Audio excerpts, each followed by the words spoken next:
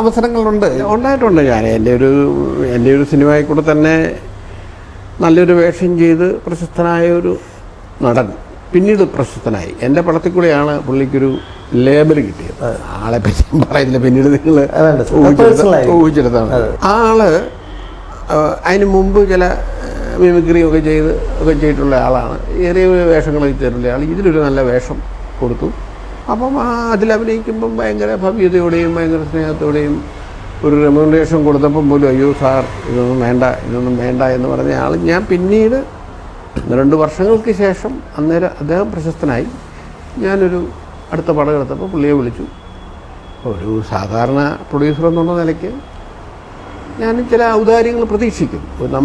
നമ്മളോട് ഉള്ള ഒരാളാണല്ലോ. അപ്പം റേറ്റും കാര്യങ്ങളുമൊക്കെ സംസാരിച്ചപ്പോൾ പുള്ളിക്ക് എന്നോട് നേരിട്ട് സംസാരിക്കാൻ കഴിയാതെ പുള്ളി പ്രൊഡക്ഷൻ കൺട്രോളോട് സംസാരിക്കുക.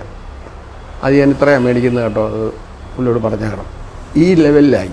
അതൊക്കെ ഞാൻ പറഞ്ഞില്ല, ബേസിക്കലി നമ്മൾ മനുഷ്യരാണ്. അത് നമുക്കൊക്കെ ഈ സെൻറ്റിമെൻറ്റ്സും വിഷമങ്ങളും ഒക്കെ എവിടെ നിന്നാണ് ഉണ്ടാകുന്ന കാര്യങ്ങൾ. ഇതെല്ലാം കഴിഞ്ഞ് ലാസ്റ്റ് വർക്കെല്ലാം തീർന്നു കഴിഞ്ഞ് പുള്ളിക്ക് കൊണ്ടൊരു തുക കൊടുക്കാൻ നേരത്ത് ഞാൻ പറഞ്ഞത് ഇതാണ്, ഞാനിതേ നമുക്കിപ്പോൾ ഉള്ളൂ. പുള്ളി പറഞ്ഞു അത് എനിക്കിത് പോരാ. ഞാൻ പറഞ്ഞു അത് പറയരുത്, എൻ്റെ ഇപ്പോഴത്തെ അവസ്ഥ അങ്ങനെയല്ല. അതുകൊണ്ട് ഞാൻ അന്ന് തന്ന തുകയല്ല, അതിനേക്കാൾ വേറൊരു വലിയ തുകയാണ്.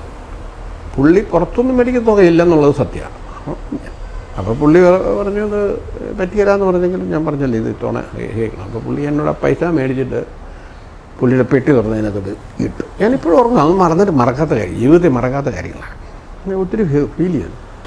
അവസാനം ഞാൻ ഇടയ്ക്ക് ഒരു ചെറിയ സംശയം. ഇപ്പൊ പ്രകാശ് എന്ന ഒരു പദം ജോസ് പ്രകാശിലുണ്ട്, പ്രേം പ്രകാശിലുണ്ട്. സാറിന്റെ പുസ്തകത്തിന്റെ പേര് പ്രകാശ വർഷം, പിന്നെ പ്രകാശ് മൂവി ടോൺ, അങ്ങനെ പ്രകാശ് തേയില. സത്യത്തിൽ പ്രകാശ് എന്ന പേര് പലരും സംശയിച്ചിട്ടുണ്ട്. അത് എൻ്റെ ഫാദറിന്റെ പേരൊന്നും പ്രകാശൊന്നുമല്ല. എൻ്റെ ഫാദറിന്റെ പേര് KJ ജോസഫ് എന്നാണ്.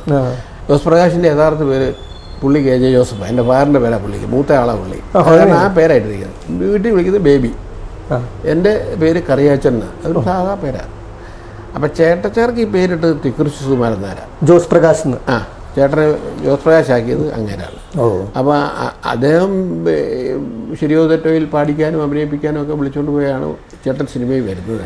അപ്പോൾ പുള്ളി തന്നെയാണ് നമുക്കൊരു പേരൊന്ന് മാറ്റാമെന്ന് ജോസ് പ്രകാശ് പേരിട്ട്.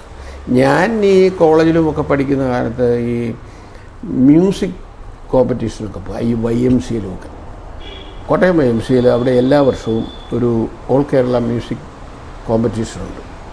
2 വർഷം അടുപ്പിച്ച് ഞാൻ ബെസ്റ്റ് സിംഗറായിരുന്നു. അപ്പോൾ അതിൻ്റെ ഈ ജഡ്ജസ് ആയിട്ട് വരുന്നത് കൂടുതലും ഒന്ന് മലയാള മനോരമയിലെ മിസസ് കെ മാത്യു, പിന്നെ ഒരു വയലിനിസ്റ്റ് മൈക്കിള്,